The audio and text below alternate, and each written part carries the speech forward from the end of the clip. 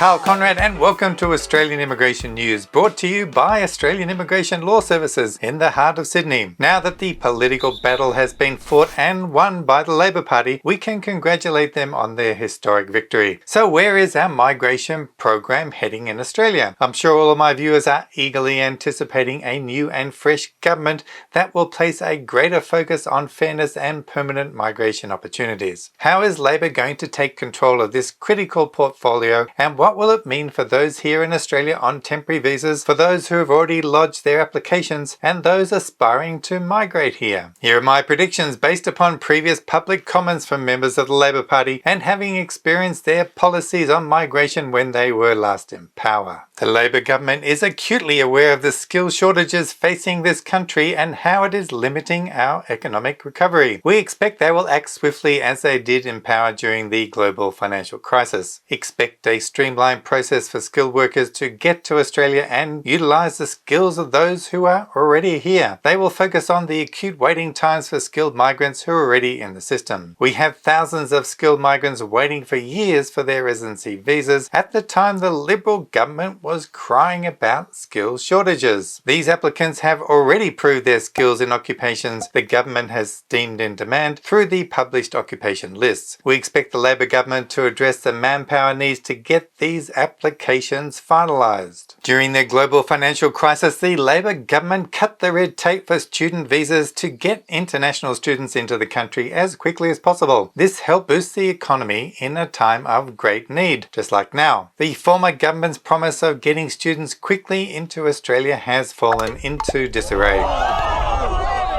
Many of you who are watching this program will know that student visa applications have bogged down considerably in processing times. The student visa market is a critical component of Australia's economy, and the Labor government no doubt will be addressing the processing issues to get students back in as quickly as possible. One of the key ways to do this would be to scrap the former government's ministerial guidelines regarding the genuine temporary entrant requirement, known as the GTE. Scrapping the GTE will dramatically free up the resources of decision makers to get applications processed as quickly as possible. Our new Prime Minister has already made comments in the media before the election that he is in favour of a more permanent migration outcome instead of the temporary resident program favoured by the Liberal government. Members of the Labor Party made it quite clear that they preferred an approach that would give visa applicants more certainty of a permanent visa when migrating to Australia rather than the temporary ones first. Will this mean that the 482 employer-sponsored working visa will be replaced with a more permanent pathway instead?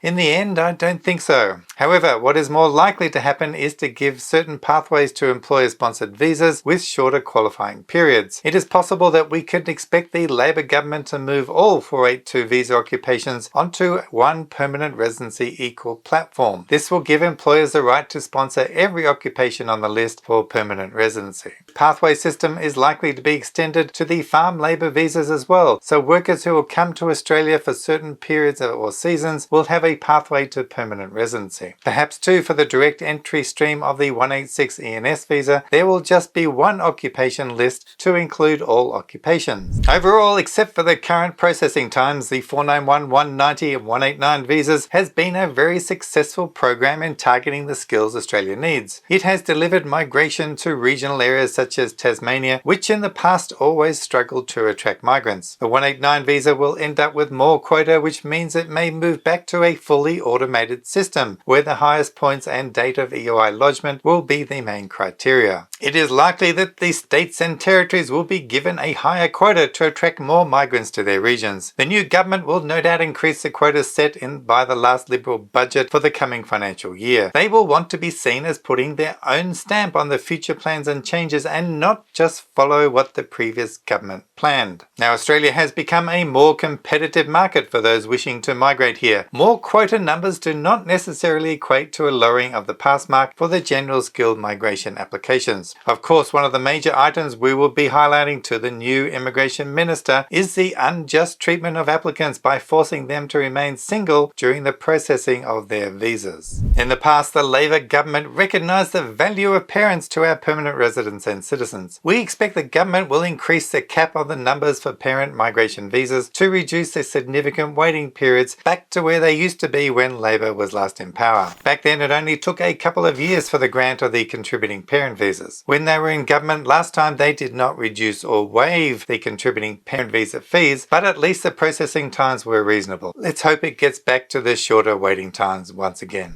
We do expect a more compassionate approach to migration decisions with a move away from the long-term detention of asylum seekers. The forcible detention of Novak Djokovic in Melbourne highlighted the plight of many long-term residents in those terrible conditions. Labour will not move away from the Stop the Boats policy, but for those who are in detention already, a more compassionate approach to their release will most likely be on the cards. Of course, remember, all of this is just my opinion of being in this industry for 23 years and seeing successive governments making various changes to the migration system. It won't be long before we'll see some big announcements and changes in migration policies. Let's see how many of my predictions will actually come to pass. When any new policies are announced, we'll be here to report them and analyze their impacts. Make sure you don't miss them by subscribing to our channel. And as always, take care out there, and I'll see you next time. So bye for now.